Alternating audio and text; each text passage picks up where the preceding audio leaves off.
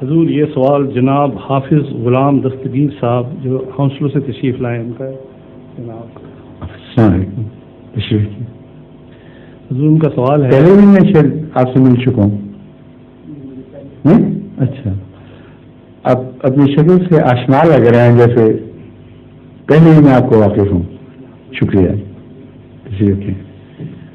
حضور ان کا سوال ہے کہ اکثر لوگوں کو یہ سوال پوچھتے دیکھا ہے کہ فلاں شخص یا فلاں مذہب کے ماننے والے بخشے جائیں گے یا جنت میں جائیں گے.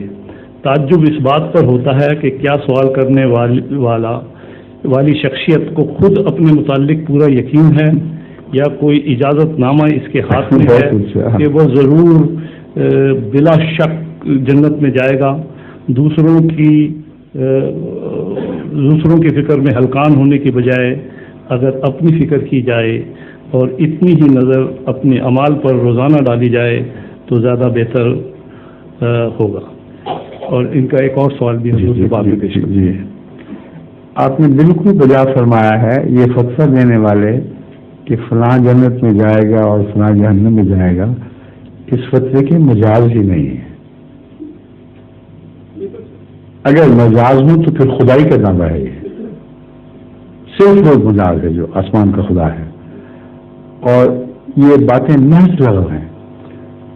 ایسے لوگوں کو اور ایسے علماء کو زیادہ سے زیادہ یہ کہنے کا حق ہے کہ ہم نے جو قرآنی تعلیم سمجھی ہے اس کی روح سے اگر کوئی یہ بات نہیں کرتا تو ہم سمجھتے ہیں کہ وہ یہ نہیں کہہ سکتے کہ جہنم میں جائے گا. ہم سمجھتے ہیں کہ ہو سکتا ہے وہ جہنم میں جائے, مگر مالک کا کام ہے, جس کو کہ نہیں جائے گا وہ کبھی نہیں جائے گا. جزاک اللہ. شکریہ. جی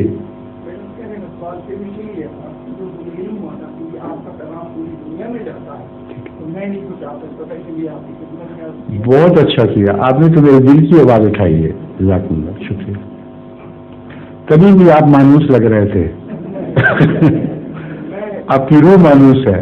پہلے میرے محترم نے مجھے دعوت دی ہے علی صاحب نے یہ کہنا تھا کہ مجھے اپنے آپ کو پاکستان میں مسلمان کہتے ہیں, جہاں کہتے ہیں شرم آتی ہے کہ میرا تعلق اس ملک سے ہے کہ جس میں مسلمانی نام کو ہے مسلمان نہیں.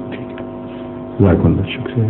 ظہور مہدی آخر زمان ہے,